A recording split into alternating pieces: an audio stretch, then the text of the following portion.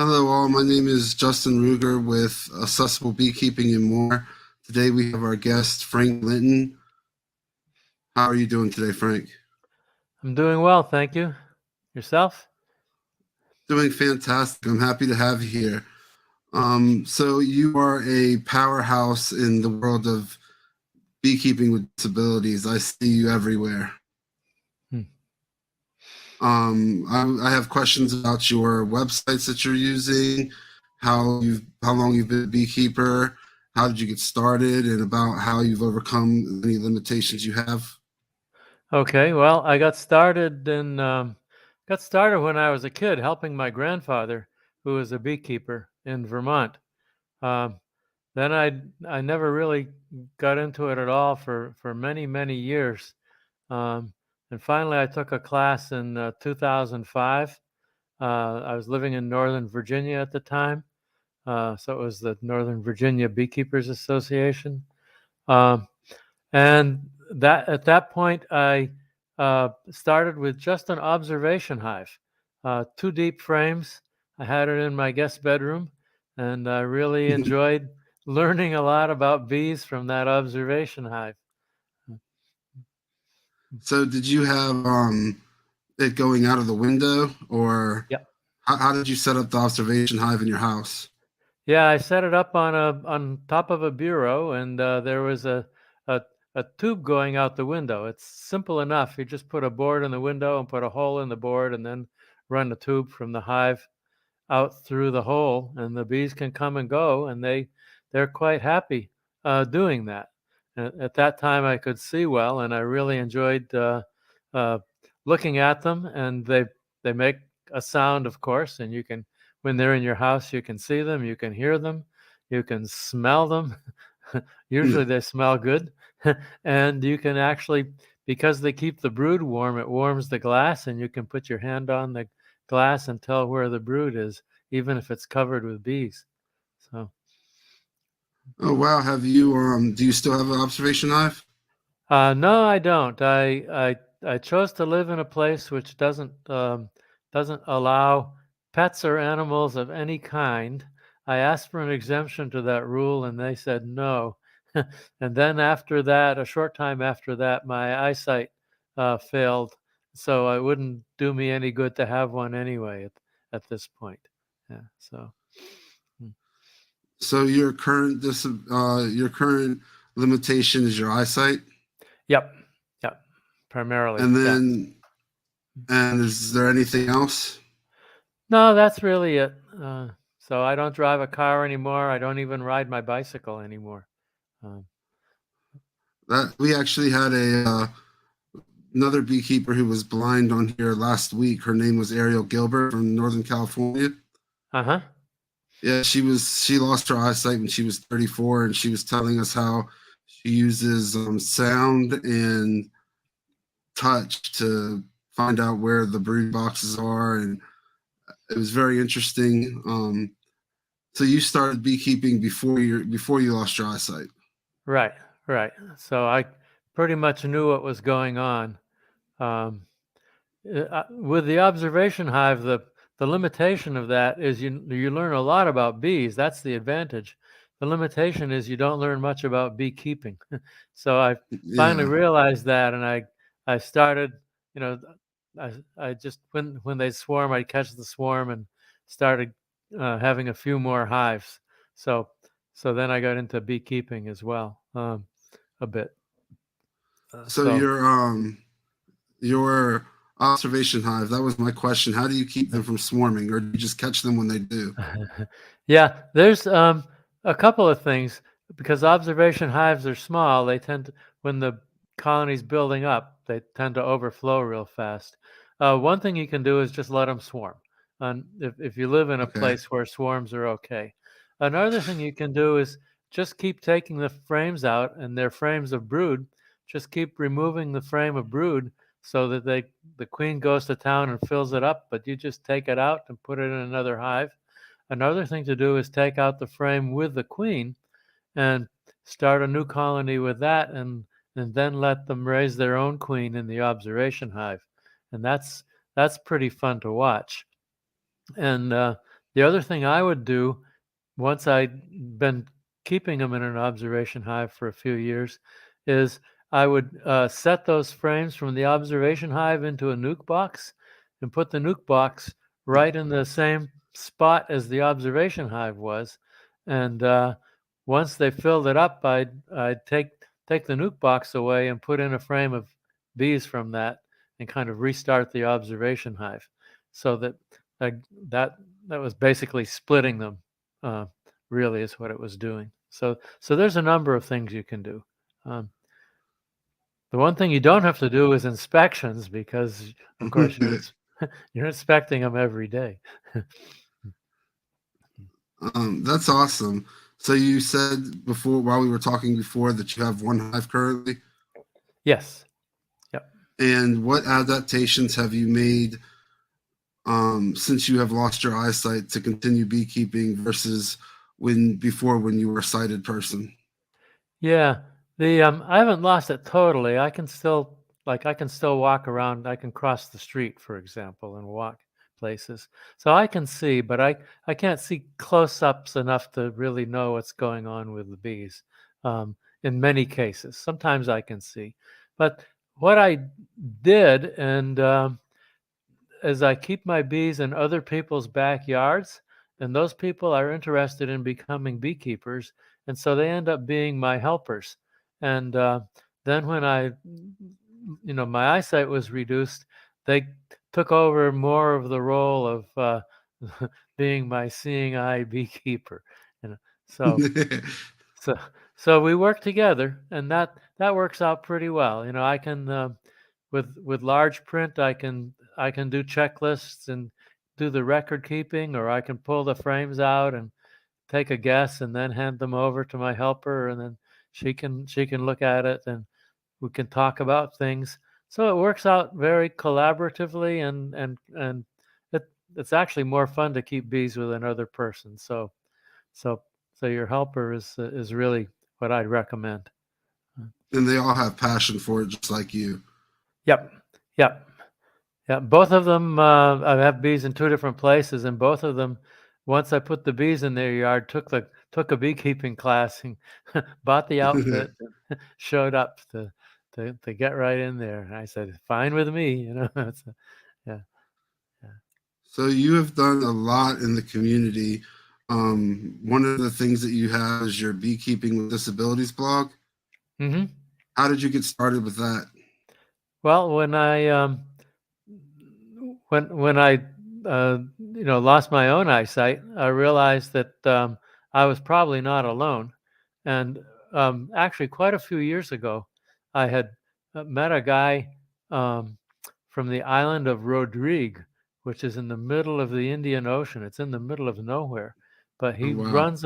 he runs a school there um, for young people with all kinds of disabilities, developmental, mental, physical, and and part of that school is a beekeeping school. That's where I met him, was at a beekeeping conference.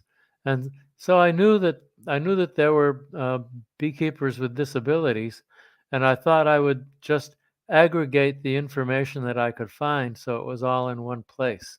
And that's really all that site is a gathering of all the other sites, and just so that it will make it easy to find fellow beekeepers with disabilities. And then I I want to do a little bit more than I have. Most of the work right now is being done by my niece, but even things like lifting hives, if you got a 10 frame deep, that's a lot of weight. But you could use a horizontal hive and still have deep frames, and then you'd only have to lift one frame at a time. Or you could do like another friend does. She uses 5 frame medium nuke boxes. So that all her hives are 5 frame medium nuke boxes. So she might have 6 or 7 boxes high, but she can lift every box, and so that's not a problem for her. So there's things like that I can sort of aggregate and put there for people. So uh, So when I started, I had the same idea as you. I wanted to build a community of beekeepers with limitations and put out information that that they can find while watching my YouTube channel, my podcast.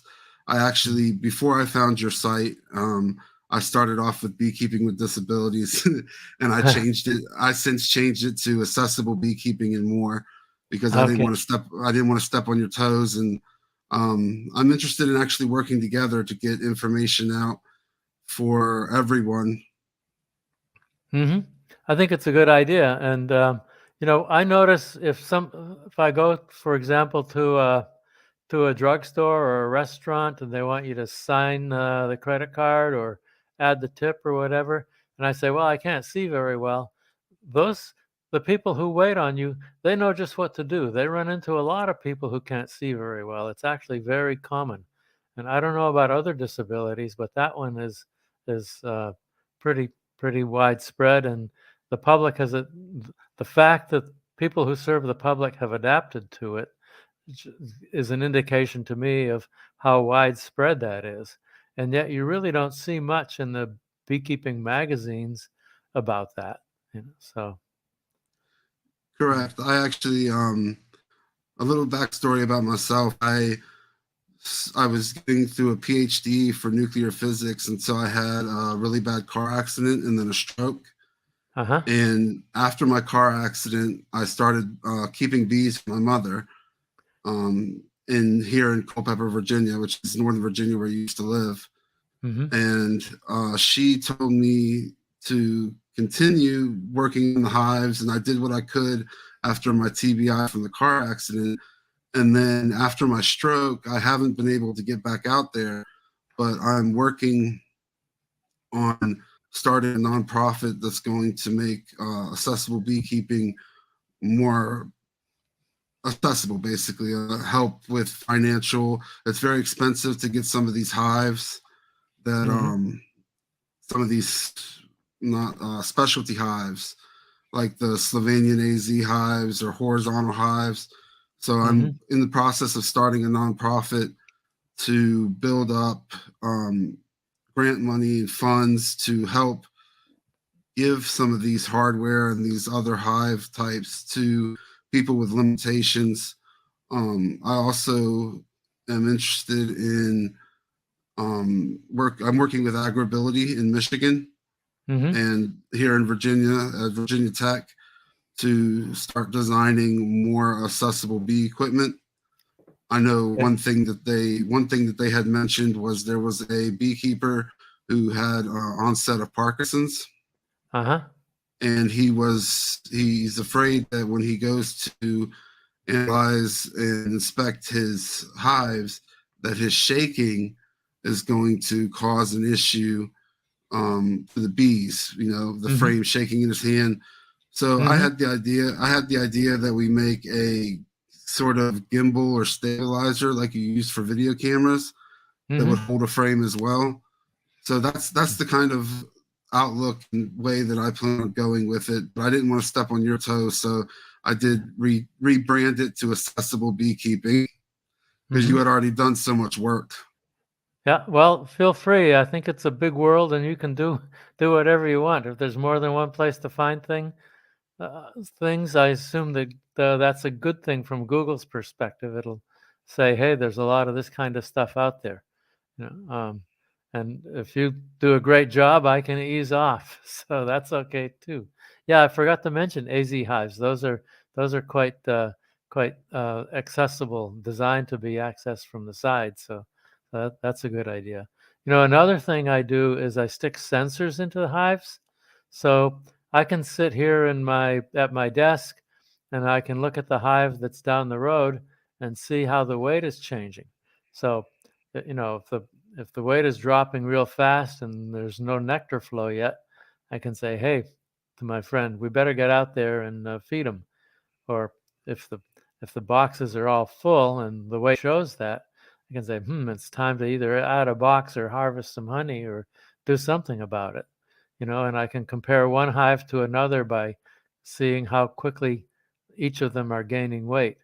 And so you can learn a lot from weight. You can learn a lot from temperature, like whether there's brood in the box or not. So And there's even a camera that's designed to be pointed at the hive entrance.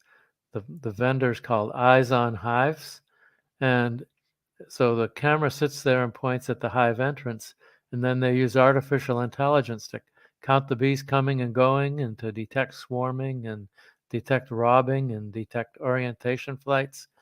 So again, you can tell what's going on at the hive without, by looking at a screen instead of having to physically be there, which reduces your trips.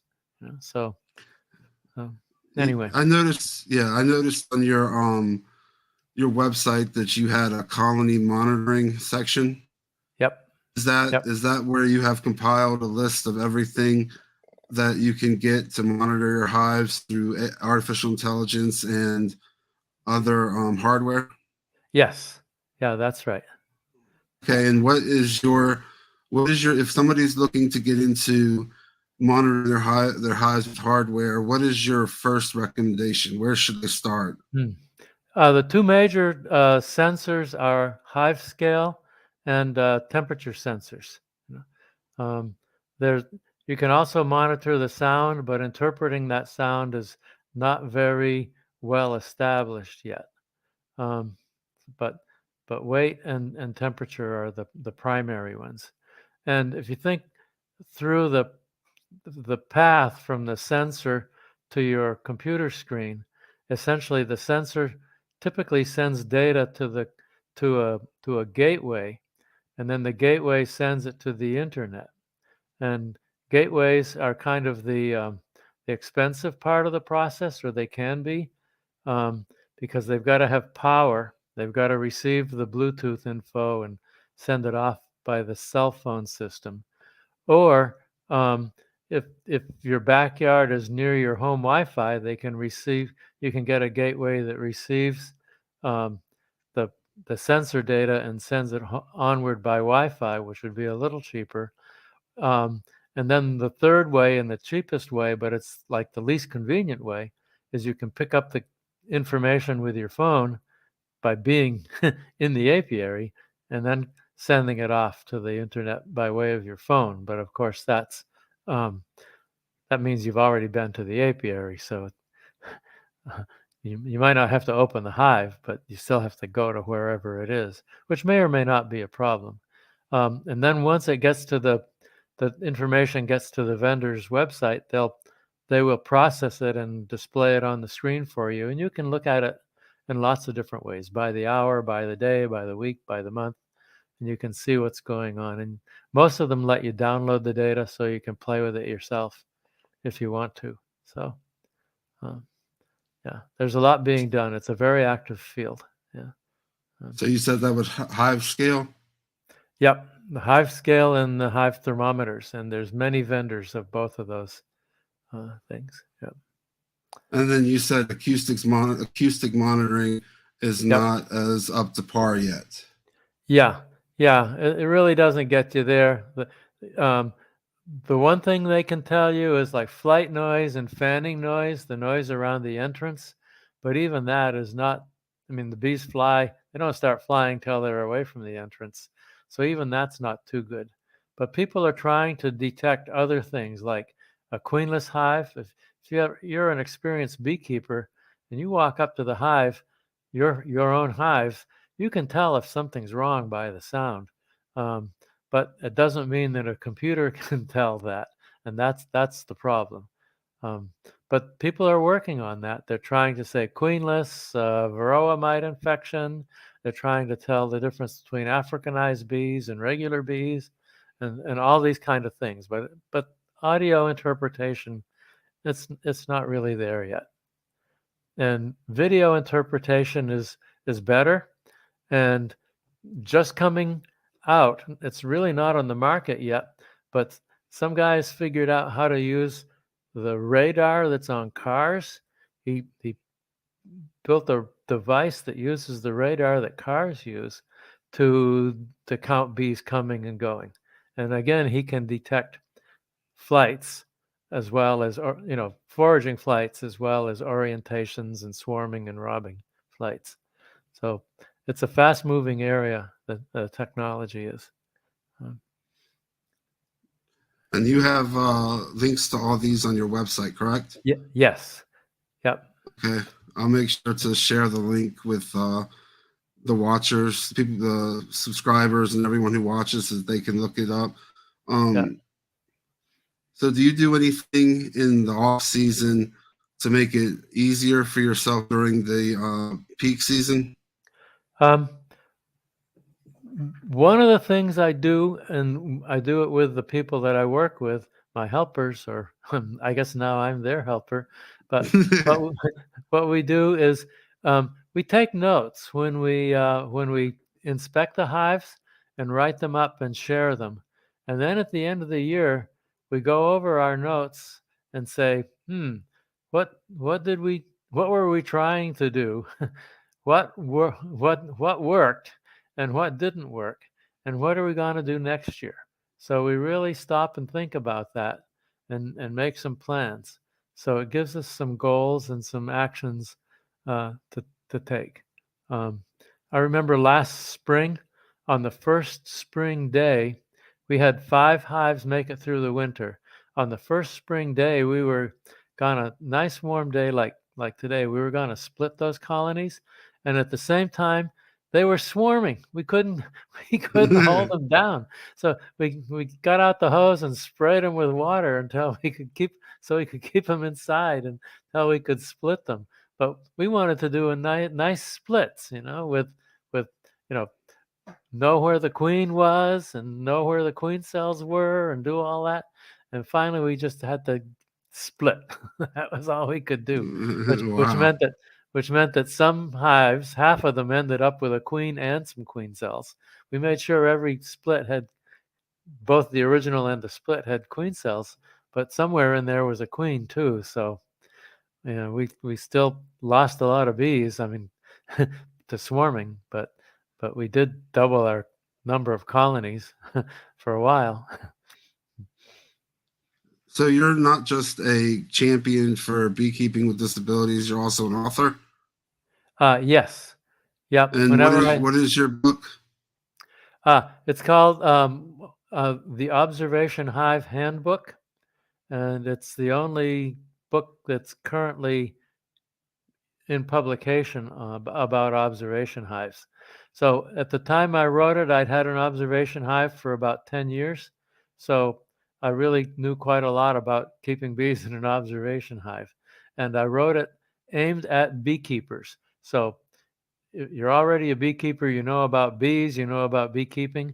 It's just the difference between what you already know and what else you need to know or do to have an observation hive. Um, and I was inspired to write it because beekeepers would come to my house and they'd see stuff in my observation hive that I saw all the time. They'd say, "Oh, what's that? Oh, what's that?" And I'd say, "Well, geez, I see that stuff every day."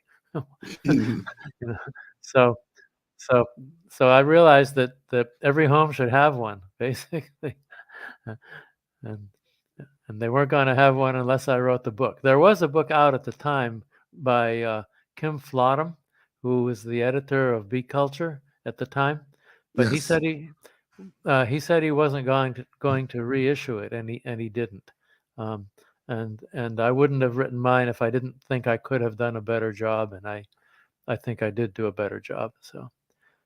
The previous book was just a collection of articles. Um, it was okay, but there's more to it. Um, Yeah, I know Kim Floden well. He reviewed two of my books, or one of my books that I've written, and then the second one that comes out Mother's Day, he'll be reviewing as well because he still works for Bee Culture. Okay. And Yes. then I believe May 5th I'm going on him and Jeff their podcast Beekeeping Today. Oh, okay. Oh, that's great. Yeah. Yeah. Cool. Yeah. Yes. So if you were to build an experimental hive or an experimental apiary for accessible beekeeping, hmm what would you have in it to for yourself and for other people that are looking to get into beekeeping that have limitations? Yeah, I think the lifting is a real key issue. So if you can't lift at all, um, or you're wheelchair bound, you need access to the hives, which means a concrete pad or a solid, solid place, and an accessible place to get to. And I've Yeah. seen the kind of things that they put down at beaches, so to make beaches wheelchair accessible. They're these Hmm. thick rubber pads, so that kind of thing would work, and they're designed to be to be put down anywhere. Um, so that would be the start. And then the other factors that make a location good for the bees.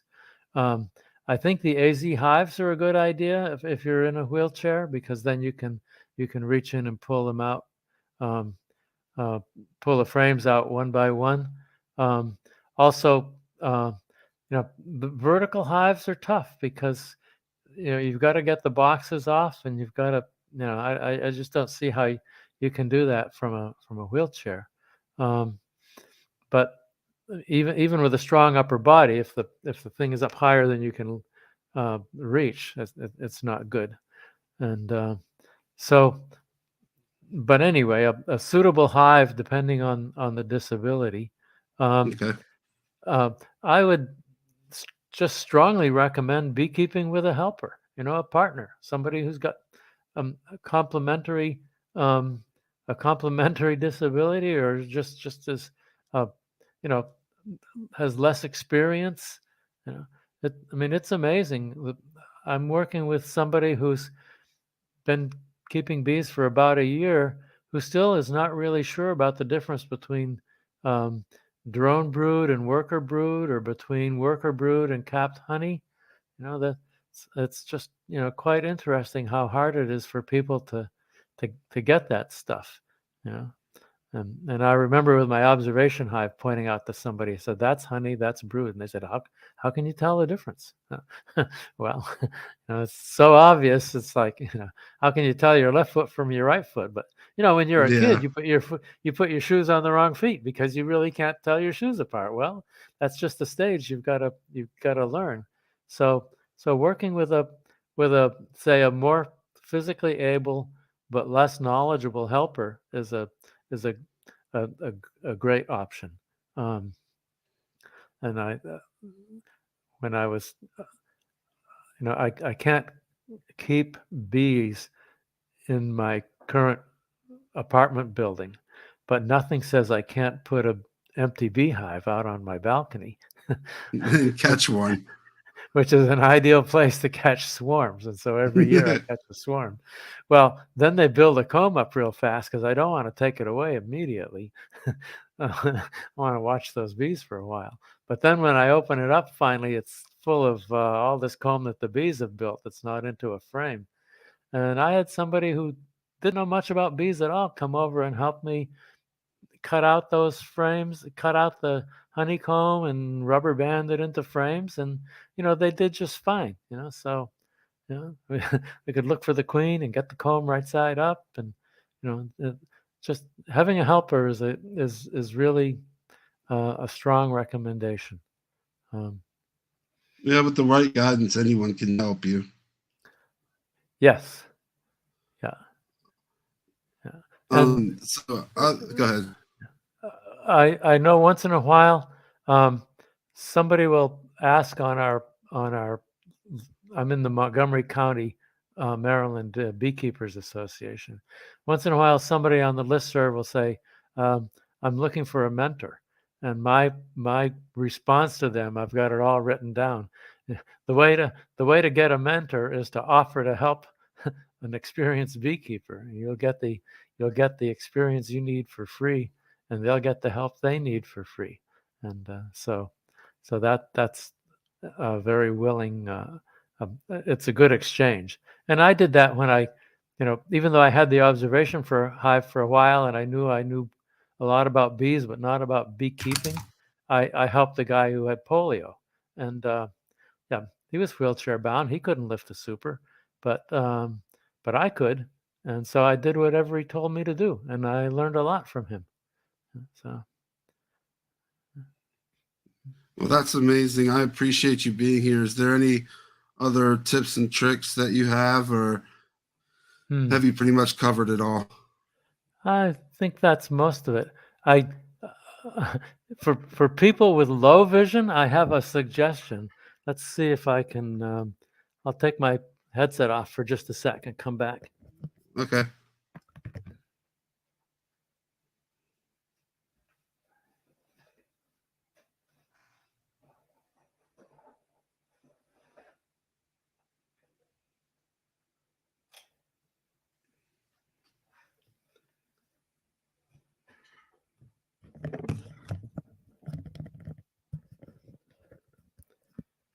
This is one of those square veils. Square. Yeah, it folds up, and then when you open it up,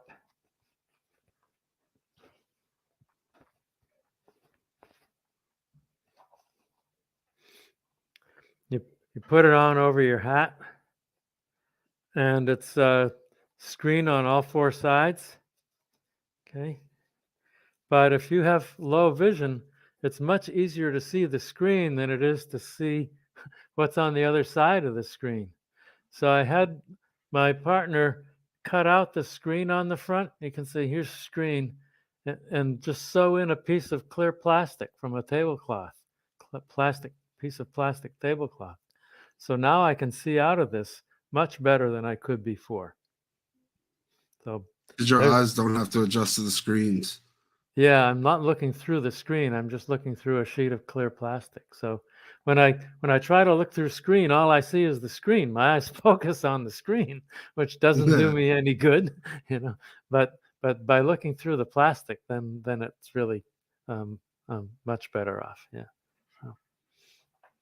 Yeah, I don't remember the name of it, but there's actually a company. They were at the Hive Life conference that makes plastic magnifying glass that goes in where the screen is, and it enlarges everything on your frames. Oh, okay. Oh, that's a good idea. Yep. Yeah, I haven't. I don't know of them. I know there are headset magnifiers that that are used for grafting queens, and you can certainly in combination with your veil, you can use one of those. Yeah.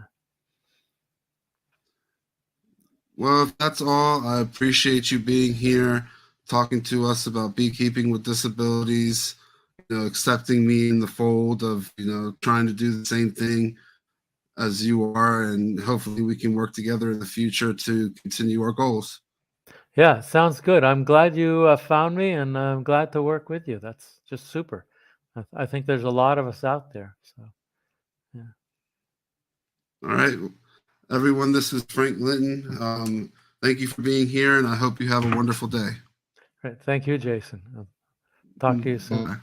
Bye. Bye. Bye.